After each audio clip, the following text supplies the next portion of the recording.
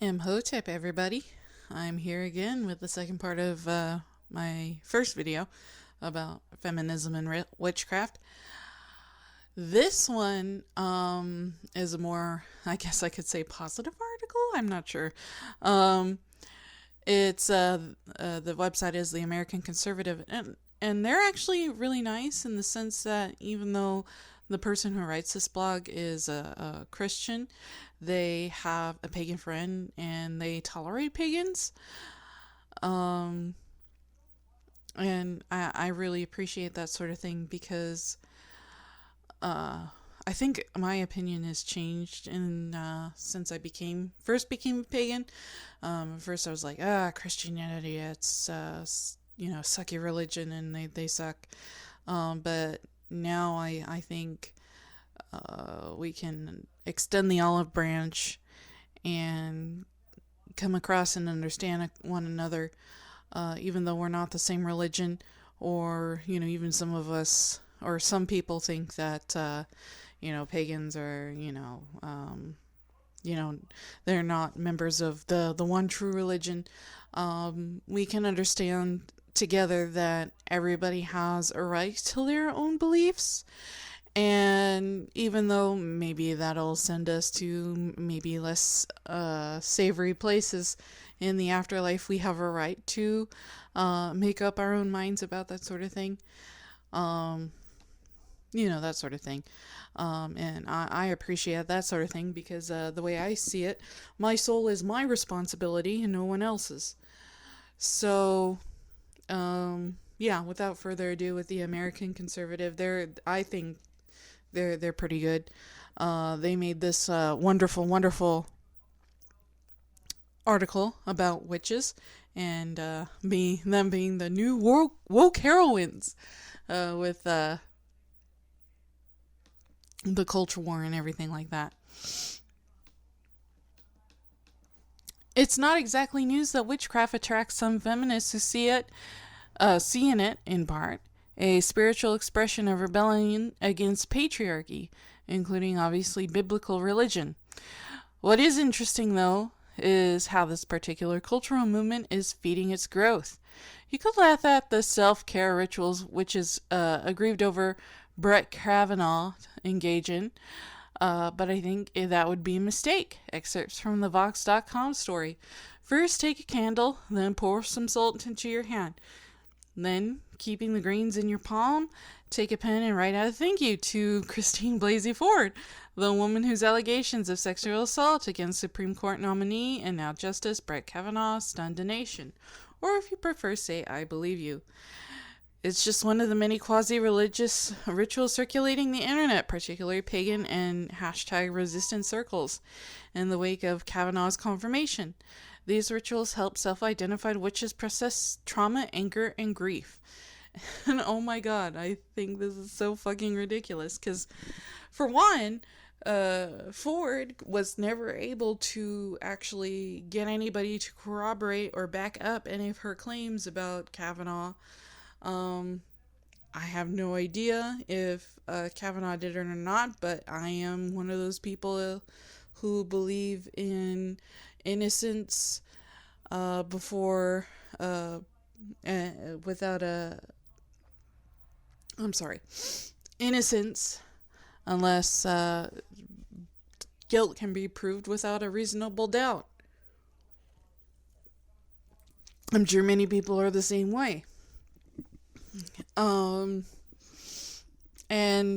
Considering that she was never able to actually have anybody corroborate her story or lay out any super detailed facts about the whole incident, I sincerely doubt her. Other people may disagree, and maybe you can show me some evidence in the positive that he actually did anything. But that's my thing. I mean, evidence doesn't lie, and I am not one person to pour salt in my hand and say I believe you for whatever reason. More. The historical nature of witchcraft has made it a particularly fruitful field for ritual. As the organizers of an upcoming Hex Kavana event at Catland, a pagan bookstore and supply shop in Brooklyn, put it on their event page, we are embracing witchcraft's true roots as the magic of the poor, the downtrodden, and the disenfranchised, and its sick. History as often the only weapon, the only means of exacting justice available to those who have been wronged by men just like him. This is so fucking funny, because if you remember my other video, where I was talking about that one guy, and racism and witchcraft and all that stuff. What's his name? I fucking forgot. This is the guy who runs Catland. Yeah. Oh, his name is on the tip of my tongue. Oh well, you know it. I'll put the link in the description. It's gonna kill me, but it's like just that's his store or their store or whatever. I don't even know anymore. He, she, they, it was trying to organize people to hex Justice Kavanaugh. What this could possibly achieve, I have no clue. Yeah. That's that's what's most interesting to me about this, the political weaponization of witchcraft and the spiritualization of the culture war, which is so terrible in my mind. I mean, we have on one side the left and witchcraft, paganism, all that shit. And on the other side, we have fucking evangelical Christians and Republicans. And this is exactly the kind of shit I wanted to avoid back in the day when I first started practicing paganism. And it's something I still want to avoid now. We can find common ground with Republicans, even if you are a far left, person or a pagan who has far left political leanings. This is not something that is going to create peace within the United States. We have to find compromise. We have to understand one another and find common ground, find common values. And we can with Christians, regardless of if they're liberal leaning or Republican. For a lot of us, pagans, I should say, we believe in objective truth, just like a lot of evangelical Christians do. We can disagree on what that sort of thing is, but we can agree that truth exists. And I think that's a good head start, because once we agree on that and we're not being like postmodern and saying truth is a social construct or something like that, we can debate and make arguments as to what the truth is, and we can make compromises as to what we believe to be the truth, and apply that in different ways, like with abortion, or like illegal immigration or different things like that.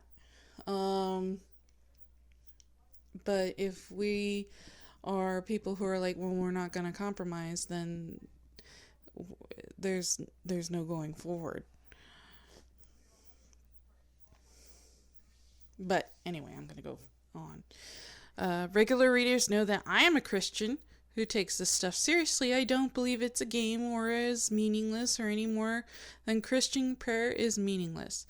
As I see it, the fact that Brett Kavanaugh was confirmed despite spells and hexes does not mean that the gestures have no spiritual meaning. These witches are putting themselves in touch with Real spiritual entities and forces, dark ones, I believe, who mean destruction. Of course, they believe that people like me are the ones serving spiritual darkness. And I think this is another thing. Because when one side believes that the other is serving spiritual darkness or serving something evil, there is no compromise. And this goes for Christian or pagan. If you believe this sort of thing, there's no compromise and you have to fight against it. That means violence. You can see it with like Antifa in Portland when they're going against like the Proud Boys, or what's that other group? Patriot Prayer, or whoever you may consider it. There's no compromise, and the only recourse that you have is through violence. And where are you going to go when you have to fight people like that? Like Antifa, they've attacked a whole lot of people.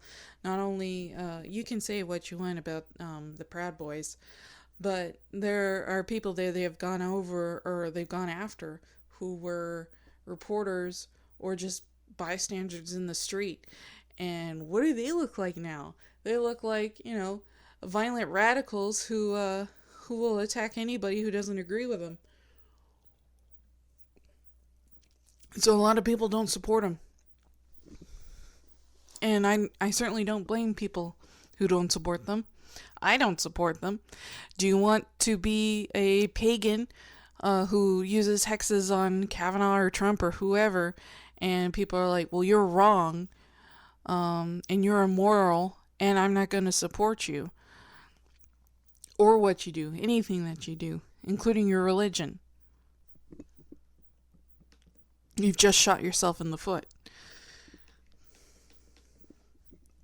Look, I understand that many people believe that all of it is silly, that in that religious ritual, Wiccan, Christian, all of it, it's nothing more than an expression of an individual's beliefs.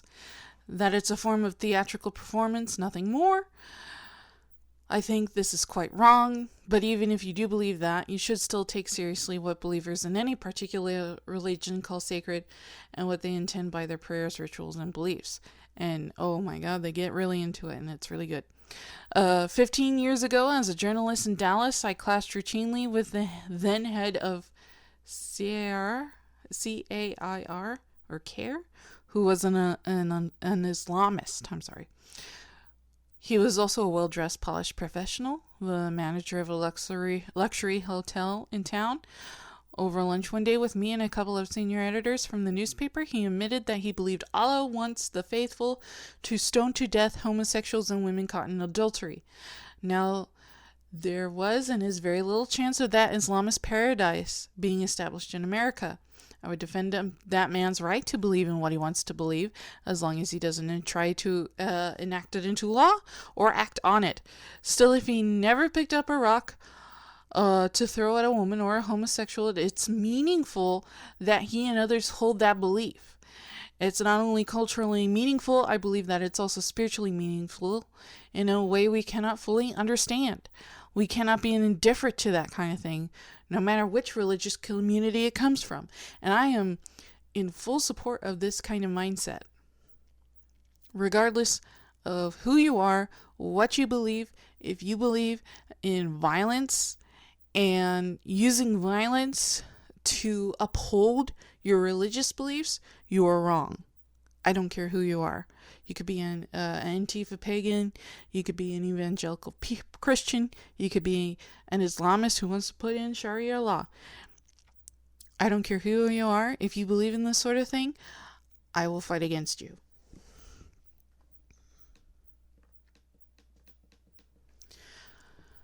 What I expect to happen now will be an uptick of progressive women looking for a spiritual channel for their anger at the forces of patriarchy as they define it. And to me, patriarchy doesn't mean shit. It's like saying you believe in the Illuminati.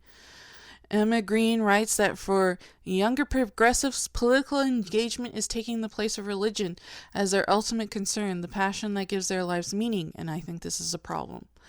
It is so hard to foresee that more than a few of these young progressives, especially women, might take up witchcraft as a way to spiritualize their political passions. This is especially true given that popular culture is moving this way, like we saw in the previous article. Consider this headline from a recent New York Times story promoting the reboot of the TV witch drama Charmed. Yep, the witches of Charmed are out to slay demons and patriarchy. From the story. Something else that's notable about Harry, he is often the only white person in the room. Another of the element of Charmed is that its heroines are all Latina, something Madeline Mantock, the Tomorrow People who plays long-lost sister Macy, says she still can't quite believe. I'm used to auditioning for things and hearing in the end they didn't want to go diverse, Miss Mantock said. That happened to me 3 times in the last year. Now I get to be the hero, and I get to do it with 2 other women who are sensitive to what's going on in the world, she paused. It's a blessing and a curse to live a political existence, she said, but I can't imagine being switched off. That, for the women behind Charmed, is the real connection between them and their characters, and an inability to turn away from their power on screen and off. Whatever your opinion of a witch is, we're broadening it, Miss Diaz said. If somebody calls me a witch, I'm like, thank you. Witches change the world. And I have to say, it's one thing if people choose to use, I don't even like to use the word diverse. It's like other characters who aren't white, or what you would often explain as normal in any sense of the word. Like maybe they're not white, maybe they're not straight, whatever. But to me, it's not a political thing. It's more along the lines of, hey, this person's not just, in the not average, I would say, or not common. But they're still a person. They're still normal to me. And I think people are politicizing it and making it into a big deal when it's not. To me, someone not being white, somebody not being straight or cis or whatever is not a big deal. And I think that's a big problem in pop culture. They like to insert these kinds of characters for woke points, I suppose. When in reality, what they should be just, it's like make them a compelling character and just leave it at that. Because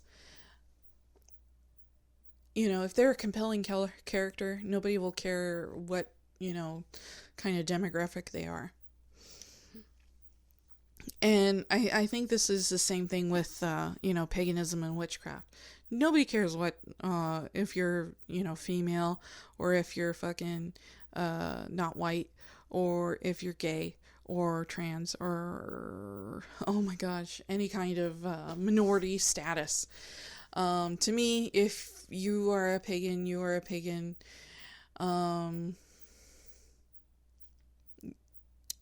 Being a particular demographic doesn't make you a hero. It's what's in your heart that makes you what you are. Yeah. But I'll go on. Witches are the new woke heroines. The meaning of this is something that Christian churches are going to have to confront in real life now and in the years to come. If you don't believe this is anything more than performance, you might find it interesting, but only that. But if you believe that witches really are in touch with spiritual forces and realities, you had better take a different view. Whatever the truth, this is a culturally significant phenomenon, and I would have to agree. Especially in terms of, the I suppose you could say culture wars. And I don't like that kind of mindset at all, because it kind of makes a sort of black and white issue of people and who they are politically and spiritually, because there's a lot of people who don't fit that mold. There are a lot of conservative pagans.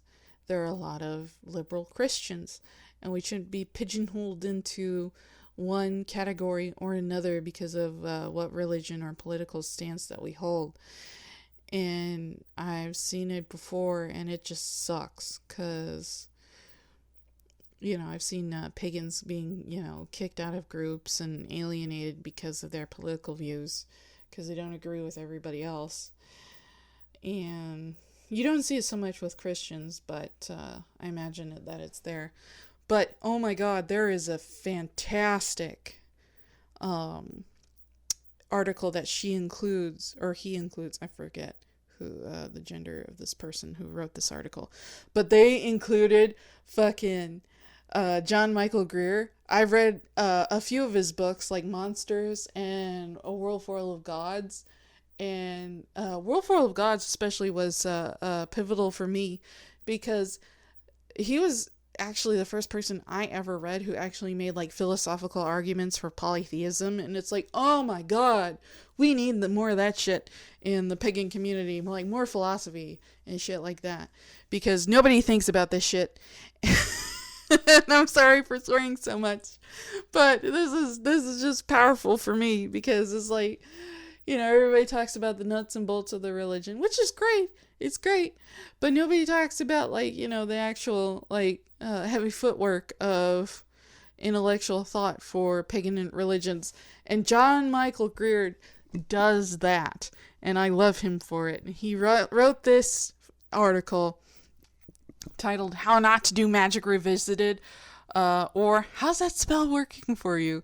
And it's about the anti-Trump witches and all that stuff. And it is fucking fantastic, and I have to read it for you.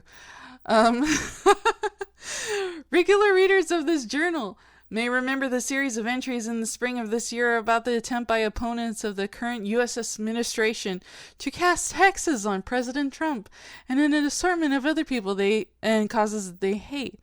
Well, they took another shot at it in an attempt to keep Brett Kavanaugh from being confirmed as Justice of the U.S. Supreme Court. You can find the ritual posted in full here, link. And of course, the success of this latest working can be measured quite precisely by the latest headlines. Magic fail! I'm sorry. When one of my readers brought this latest working to my attention on Thursday evening, my immediate response was to say that Kavanaugh would be confirmed shortly. Several readers have asked me to explain what it was about the ritual that made me so sure that it would fail. That's a worthwhile discussion, not least because it touches on some important details of magical theory and practice, and so seems worth a discussion here. Magic, after all, isn't just play acting and dress-up games. It's meant to make things happen. If a given working doesn't get results, it's worth taking the time to understand what went wrong. And a whole series of workings don't work. And if a whole series of workings don't work, it's crucial to figure out the flaws that made it happen so you can do something else instead. That's crucial here because the magical workings done by the self-proclaimed resistance, quote-unquote, have been abject failures. There's a working to keep Kavanaugh from being confirmed, which flopped so noticeably. There was a working to hex the NRA, after which the NRA had its most successful month of fundraising in many decades, and there was the attempt to put a binding on Trump himself, which has had no effect worth noticing.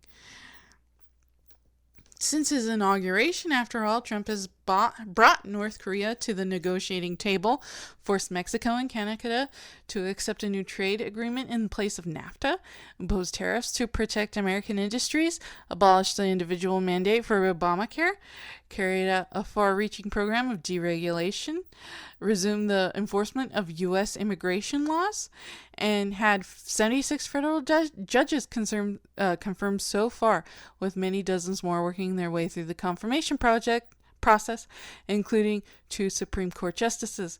That's a very substantial scorecard for the first 2 years of a first term, especially when you remember that he's done this against a concerted opposition of the entire political establishment and the corporate media. What's more, there's some reason to think that these workings might actually have helped the causes that they were intended to harm. Notice the timing. The binding spell on Trump went noisily public on February 16, 2017, and it's been since that time that Trump has racked up most of the accomplishments just described. The curse on the NRA went online on February 15, 2018, and March 2018, as already noted, turned into a banner month for donations to the NRA. Even more to the point, when the attempt to bind Kavanaugh's confirmation was published on the web on Wednesday, October 3rd, the outcome was still very much in doubt. Promptly thereafter, the Republican holdouts fell into line, a Democratic senator joined them, and Kavanaugh was confirmed.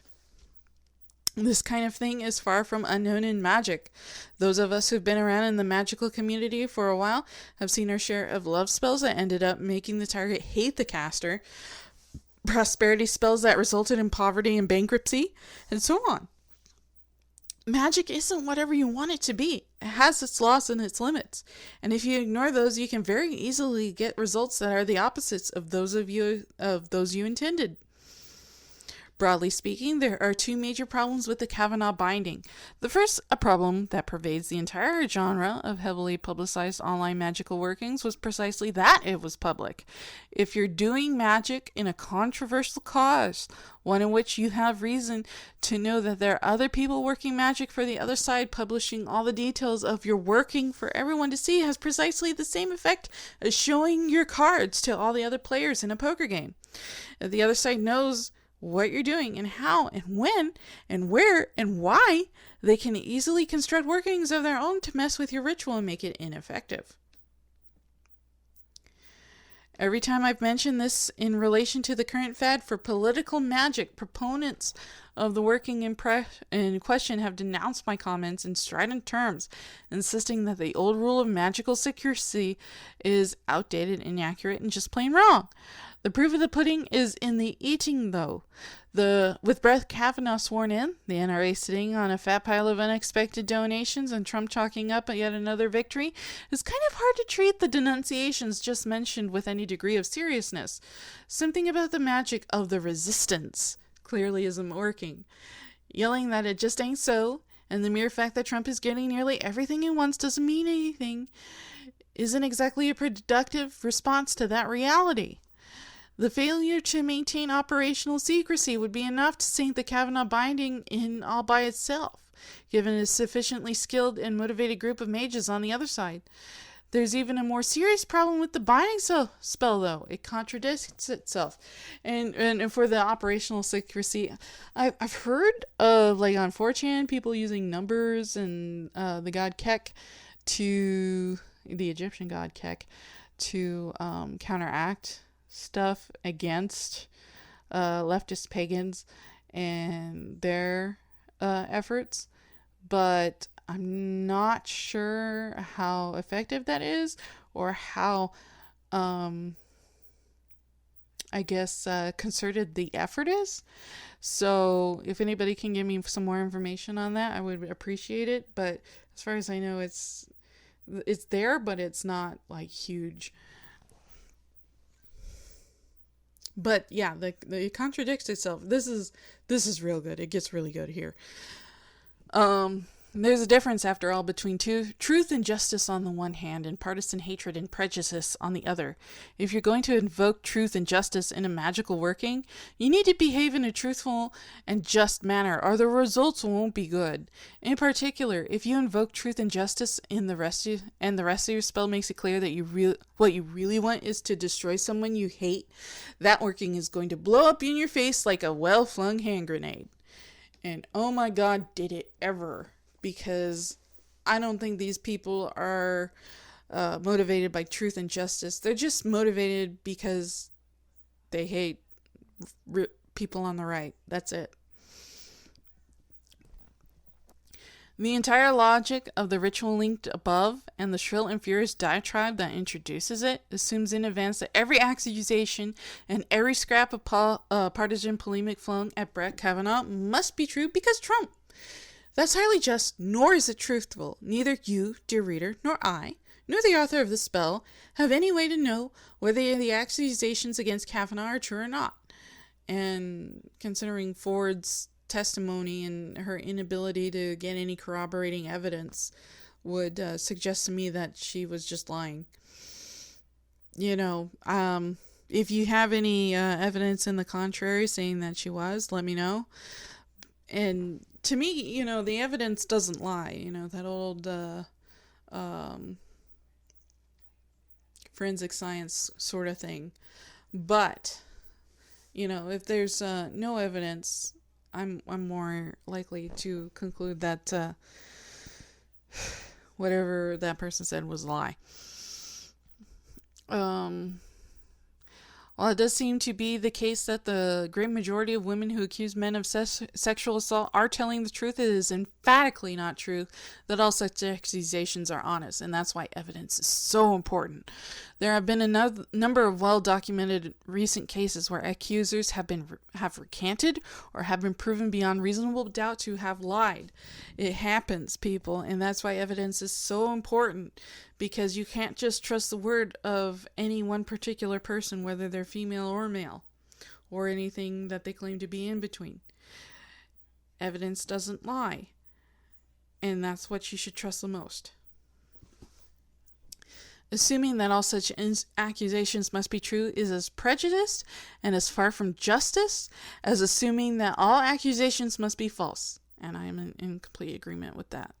Insisting that a given set of accusations must be true because you hate the person who appointed the target of the accusations to the Supreme Court in turn has nothing to do with truth or with justice. Is politically motivated hate speech and nothing more. And it's so funny when people invoke ma'at when they talk about this sort of thing, because obviously they don't care about the truth. They just care about taking out the people who they hate. Whether that might be Trump or anybody that, Trump appoints. And it's just, it's hilarious because you see that and they claim to be working for truth and justice when in fact it's entirely the opposite.